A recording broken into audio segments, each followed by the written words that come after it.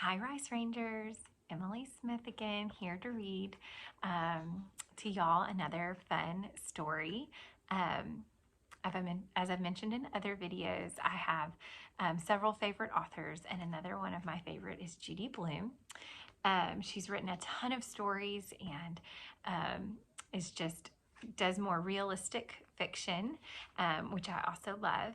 And so this one's on the thinner side, but I still have to break it up into a couple of videos. So, but I'm excited to be able to read to y'all this morning, and I hope y'all like this story as much as I do.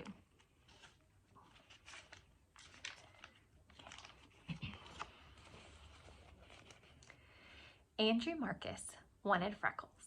Nicky Lane had freckles. He had about 1 million of them.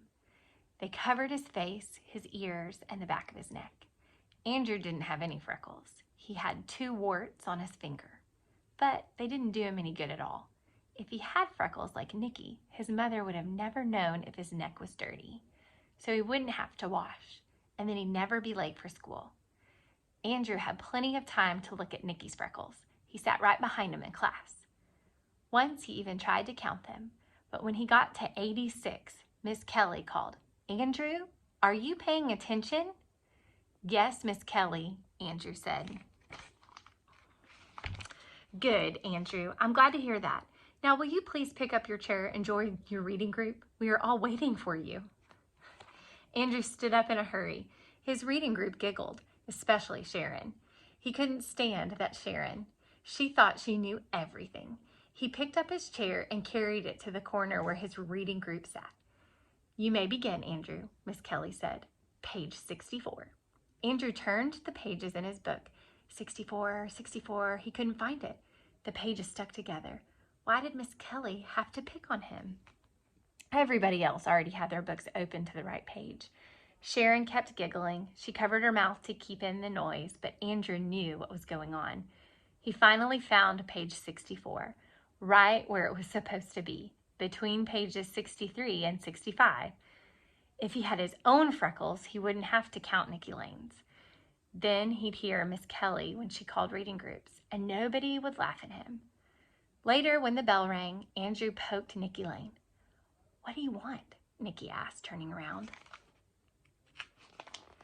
"I was wondering about your freckles," Andrew said. "Oh, yeah?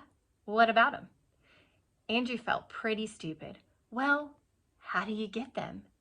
"What do you mean, how?" "You get born with them, that's how." Andrew thought that's what Nicky would say. Some help he was. "Line up, boys and girls," Miss Kelly said. "Time to go home now. Sharon, you may lead the girls. Andrew, you may lead the boys." Some luck. Just when you got to be the leader, he had to stand next to Sharon.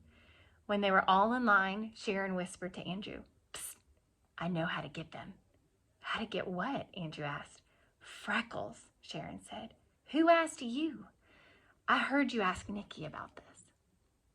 Sharon ran her tongue along her teeth. She was always doing that. "Do you want to know how to get them?" Sharon asked. "Maybe," Andrew told her. "It'll cost you 50 cents. I have the secret recipe for Freckle Juice," Sharon whispered. "A secret recipe?" "Uh-huh." Sharon's tongue reminded Andrew of a frog catching flies. He wondered if Sharon ever got a mouthful of bugs the way she opened her mouth and wiggled her tongue around. Andrew inspected Sharon's face. "You don't even have freckles," he said. "Look close," Sharon said. "I've got 6 on my nose." "Big deal. A lot of good 6'll do. You can get as many as you want. 6 was enough for me. It all depends on how much freckle juice you drink." Andrew didn't believe Sharon for a minute. Not 1 minute. There was no such thing as freckle juice. Andrew had never heard of it before. That night, Andrew had trouble sleeping. He kept thinking about freckle juice. Maybe the reason no one in his family had freckles was because no one knew the secret recipe. If they never heard of freckle juice, then how could they have any freckles? It figured. Andrew didn't like the idea of paying Sharon for anything, and 50 cents was a lot of money. This book was written quite a bit ago. It was 5 whole weeks of allowance, but he decided that if Sharon's recipe didn't work, he'd ask for his money back. It wasn't easy. The next morning, Andrew turned the combination of his safe bank to just the right numbers, 4 on top and 0 on the bottom. He took the 5 dimes, he wrapped them in a tissue and stuffed the whole thing in his pocket. He didn't have time to wash his ears or his neck or anything. He wanted to see Sharon before the last bell rang. "Bye, Mom," Andrew called. "Andrew Marcus, wait a minute." His mother hurried over to him. She almost tripped on her long bathrobe. The curlers in her hair scratched Andrew's face as she checked his ears and neck. "Please, Mom, can't we skip it just this once?" Andrew begged. Mrs. Marcus stepped away from Andrew. She pointed a finger at him. "Okay," she said, "I'll let you go this time, but tomorrow I'm looking again. And Andrew, zip up your pants." Andrew looked down. Zippers were a pain. "This afternoon when you come home, I'll be next door. Miss Burrows invited me over to play cards. You come and get the key for me, okay?" "Sure, Mom, okay." Andrew raced to school. He could hardly wait to see the secret recipe. First, he'd look at it, and if it didn't seem any good, he just wouldn't pay. Sharon was already at her desk when Andrew arrived. He went right over to her. "Did you bring it?" he asked. "Bring what?" Sharon opened her eyes real wide. "You know what? The secret recipe for Freckle Juice." "Oh, that. I have it right here." Sharon patted her pocket. "Well, let's see it." "Don't you have 50 cents? Sharon asked. "Sure, right here." Andrew patted his pocket. "I'm not going to show it to you until you pay," Sharon said. Andrew shook his head. "Oh, no. First, I want to see it." "Sorry, Andrew, a deal's a deal." Sharon opened a book and pretended to read. "Andrew Marcus," Miss Kelly said, "will you please sit down? The second bell just rang. This morning we'll begin with arithmetic. Nikki, please pass out the yellow paper. When you get your paper, begin working on the problems on the board." Andrew went to his seat. Then he took the tissue with the 5 dimes out of his pocket. He held it near the floor and aimed it toward Sharon. She sat at the next row. Sharon stuck out her foot and stepped on the tissue. Then she slid it over until she could reach it with her hand.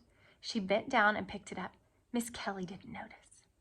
Sharon counted the 5 dimes. Then she took a piece of the folded up white paper out of her pocket and threw it to Andrew.